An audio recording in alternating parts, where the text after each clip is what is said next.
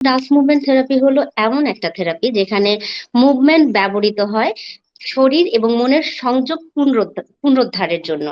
এটা শুধু মুভমেন্ট না, এটা এক ধরনের সাইকোথেরাপিউটিক প্রসেস বা বডি বেসড সাইকোথেরাপি, যা মানুষকে সাহায্য করে নিজের অনুভূতি প্রকাশ করতে, রিলিজ করতে এবং হিল করতে।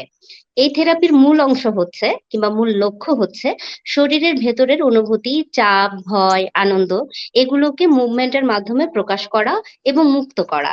মানে এটা পারফরম্যান্স না, এটা এক ধরনের কমিউনিকেশন, যেখানে শরীর কথা বলে, মন শোনে আর আত্মা ধীরে ধীরে হালকা হয়। আর এই বাহ! প্রক্রিয়ায় আমরা dance, breath, rhythm and stillness কে ব্যবহার করি, যাতে মানুষ নিজের শরীরের সঙ্গে আবার বন্ধুত্ব করতে শেখে। আর আমাদের শরীরের ভেতরের জমে থাকা আবেগ নিরাপদে রিলিজ হতে পারে। আর ডান্স জি। Movement therapy is not about learning steps. মানে আমরা কোনো স্ট্রাকচারাল কোনো মুভমেন্টকে শিখবো না, আমরা ডিসকভার করব আমাদের নিজেদেরই।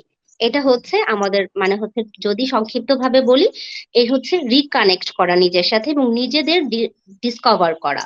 ডান্স মুভমেন্ট থেরাপি আর শুধু নাচ না, এটা কিন্তু বডি বেস সাইকোথেরাপি আমি বলেছি, যা বিভিন্ন মানসিক, আবেগিক এবং শারীরিক সমস্যার ক্ষেত্রে সহায়ক হতে পারে। গবেষণায় দেখা গেছে যে ডিএমটি বিশেষভাবে উপকারী হতে পারে ডিপ্রেশন, এনজাইটি, ইমোশনাল স্ট্রেস এসব আচ্ছা। ক্ষেত্রে। তো এবং ডান্স এগুলা কিন্তু স্ট্রেস কমাতে কিংবা ডান্স মুভমেন্ট থেরাপি ডিপ্রেশন কমাতে সহায়তা করে এবং মানসিক সুস্থতা বাড়ায়।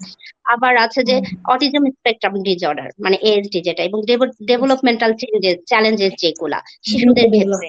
তারপরে এবং ট্রমা, পিটিএসডি কিংবা ইমোশনাল ব্লকেজ থাকে যে, সেসব ক্ষেত্রেও কিন্তু ডান্স মুভমেন্ট থেরাপি মানে খুব গুরুত্বপূর্ণ ভাবে ভূমিকা রাখে এবং প্রসেসিং কিংবা প্রোগ্রেসিং এর জন্য খুব চমৎকার ভূমিকা পালন করে। এবং নিউরো ডিজেনারেটিভ যে কন্ডিশনস গুলা, যেমন পার্কিনসন ডিজিজ, অ্যালজাইমার, পার্কিনসন। তারপরে ইয়াস তো সিস্টেমেটিক রিভিউতে দেখা গেছে যে ডিএমটি মোটর ফাংশন, কগনিটিভ এবং কোয়ালিটি অফ লাইফ উন্নত করতে পারে। এবং ক্রনিক ইলনেস এবং ক্যান্সার রিকভারি, কিছু গবেষণায় দেখা গেছে যে মুভমেন্ট বেস থেরাপি কিংবা ব্রেস্ট ক্যান্সার রোগীদের মানসিক চাপ কমানোর জন্য এবং আবেগিক সুস্থতার জন্য এই ডান্স মুভমেন্ট থেরাপি অনেকভাবেই সহায়তা করেছে। আমরা অনেক সময় ভাবি মানসিক কষ্ট শুধু মানে মনের ব্যাপার, কিন্তু আসলে body keeps the score. That means আমাদের অনুভূতি, ভয়, চাপ কিংবা অপরাধ বোধ এই সব কিছু শরীরের মধ্যেই জমে থাকে। আর কারো জি। যেমন কাঁধে টান পড়া ব্যথা লাগে, কারো পেটে ব্যথা হয় কিংবা অনেক সময় ক্লান্ত অনুভব করে, এগুলো কিন্তু শুধু শারীরিক ব্যথা নয় কিংবা শারীরিক অভিজ্ঞতা নয়, এগুলো আনএক্সপ্রেসড ইমোশন। এই আনএক্সপ্রেসড ইমোশন গুলাই ফিজিক্যালি রিফ্লেকশন করে। তো সেই জায়গা থেকে বলবো, যখন আমরা লং টাইম স্ট্রেস বা পেইন নিয়ে বেঁচে থাকি, তখন শরীরও একটা ডিফেন্স তৈরি করে ফেলে। যেমন পশ্চার গুলাকে বদলে দেয়, শ্বাস ছোট হয়ে আসে, দেন এনার্জি কমে যায়। মুভমেন্ট সেই বন্ধ জায়গাগুলোকে খুলে দেয়। শরীর যখন নড়ে তখন শুধু মাসেল না, ইমোশনও কিন্তু নড়ে।